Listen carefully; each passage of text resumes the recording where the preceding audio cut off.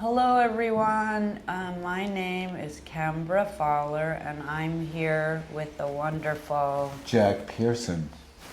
Nice to see you today. Great to see you. Thank you for coming by. Thank you for opening this wonderful artist-run gallery, which is revolutionary and very modern and much needed. I wondered, Jack, if you wouldn't mind, for the people that might not know about the origin of the name of the gallery, do you feel like... Elliott Templeton Fine Arts. Yeah.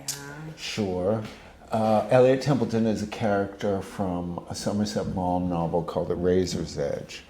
And the way I learned it first was from an old movie on TCM called The Razor's Edge that starred Gene Tierney and Tyrone Power. And it was kind of like, at the time, Tyrone Power was like the Brad Pitt was in the 90s, like this handsome, and it was his movie that was gonna make him a serious actor, kind of like 7 years in Tibet for Brad Pitt. It's about a man on a spiritual quest. Elliott Templeton is one of the characters in it, and he's the wealthy American uncle of Gene Tierney, who wants very good things for Gene Tierney: to marry well, to be supported, to have a gracious life. Gene Tierney is, of course, in love with Tyrone Power because he's so handsome, but Tyrone Power just wants to travel the world and go to India and work on freighters and learn what it's like to be alive, to really live, not just be a wealthy financier. So Elliott Templeton is played by Clifton Webb, who played all the great gay guys in Hollywood movies. He's most famous for Laura, which was also a Gene Tierney movie. And he's just very, persnickety and uppity and snobby and aristocratic and like trying to social climb. And so I just thought it was a funny name for a gallery that's kind of putting on airs, like you say, as being modern and elegant. And but I honestly wasn't thinking that it was... No, I know what you mean, but you know what I mean? But I do. You know what I mean? It just like sort of, lends an element of humor, and plus I worship that character of Elliott Templeton. You know something, Jack? I remember, as you're a fine artist and you do photography for magazines and stuff, but I do remember it was even almost it was longer than a decade ago that you had a desire to make a film that was about, it was a cowboy, it had cowboy. No, Johnny Ray. Johnny Ray. Yeah. Right. How was that? Is that something that you might intend on realizing? I kind of, like, it's such a,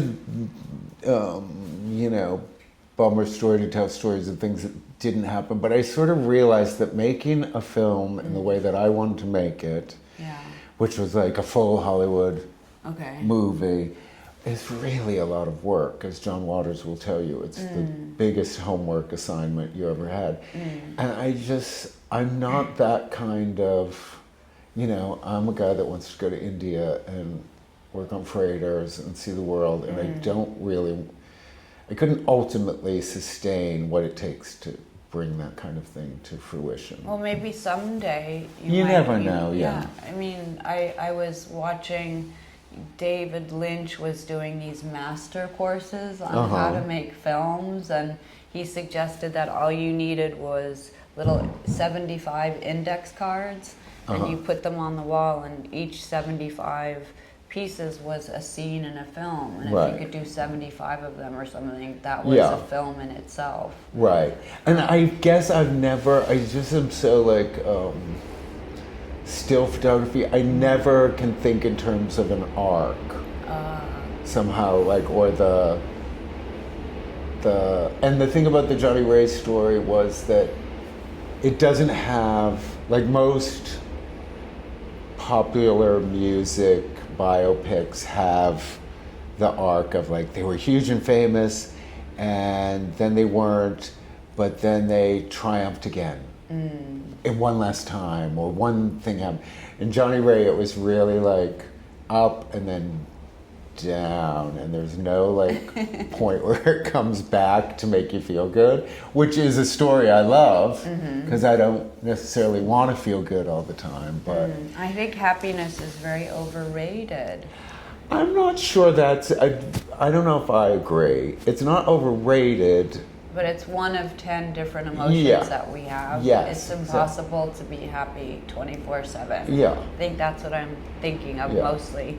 And not to bring up, I'm not thinking of your film project as something that was, and by any means, something that didn't happen. Just the fact that you had such a strong desire to do something, so it was really interesting to me. That's why I Well, bring it was a it up. story I wanted told Yeah. somehow.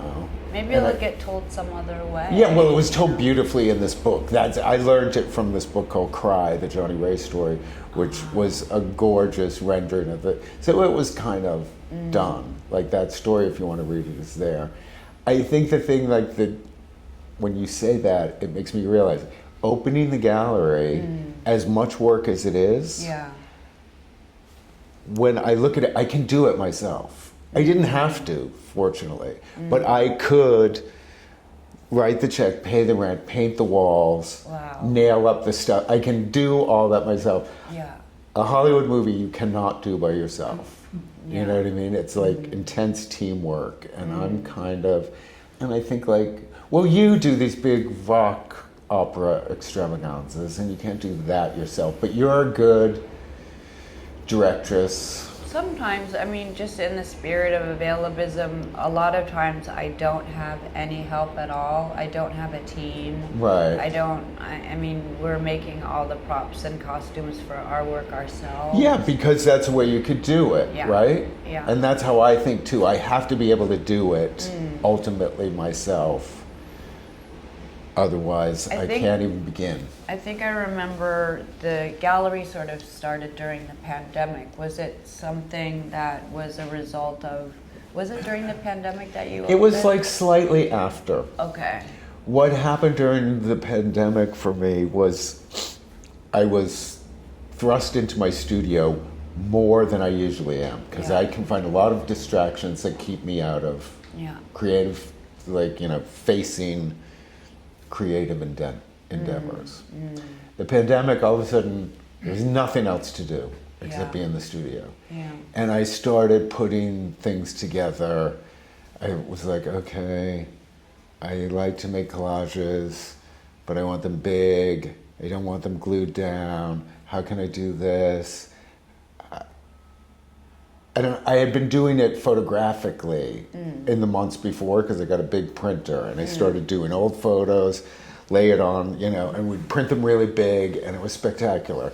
So I guess what happened, COVID meant nobody was in the studio. I don't know how to run that printer or do anything, but I was still in the mindset to see images big on the wall. Yeah. What I can do is take all the trash and fucking shit I save all the time, like recycling, kind of hoardery, and pin it to the wall myself. And if you pin enough of them, they're big and they have the scale that I wanted. And so I did that, and it was feeling really good to me, like putting things together. That's almost that's very cinematic and dancey. Yeah, like that.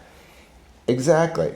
But you're all by yourself, I'm all by myself. And it was a great moment for me where I felt like at the beginning of my career, like, is this art? Like, is what I'm doing art? Wow. You know what I mean? And it's still at 20 years in, I still can wonder about, like, is this a thing? Wow. And so I had someone come over, Carrie Shoes leads into this gallery too, has a gorgeous gallery in Tribeca on Leonard Street that I visited for many years. He does it all himself. He's a gallerist that sits in the gallery himself.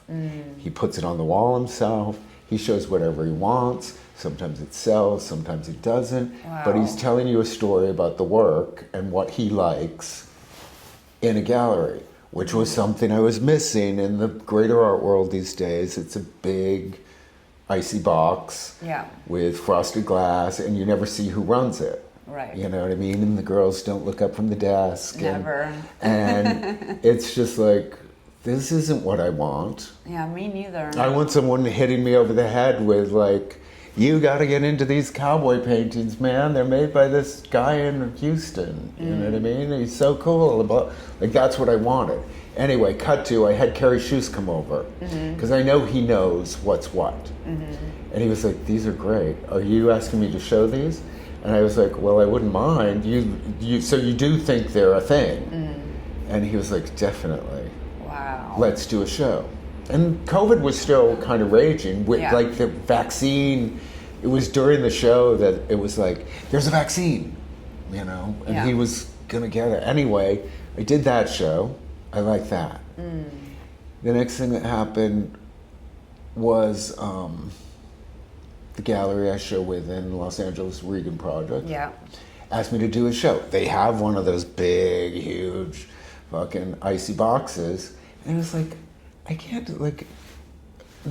can't fill your space. I don't work that much.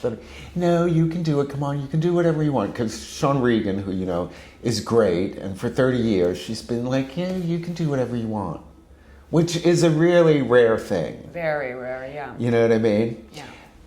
There's a caveat, as long as you give us a few things that will sell.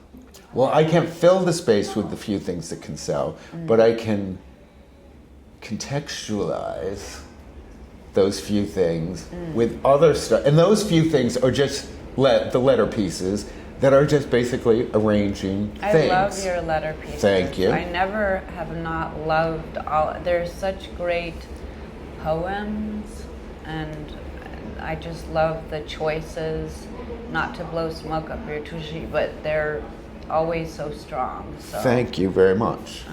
And I know that probably isn't easy to do. Not as, easy as it looks. Anyway, so because I said, like, I can do these, but I want to show these pinned up, trash pinned to the wall, essentially. Okay, you can do that. Would there be some letter pieces? Yes, and so I did this whole show that was like arranging everything I had ever made. Because the great news about being old is like you have all this stuff that you've done that you can work with, and I can make a collage out of my own stuff. Yeah. And that's what I did in that show. And at the end of that show, which is probably like 5 years ago, I was 60.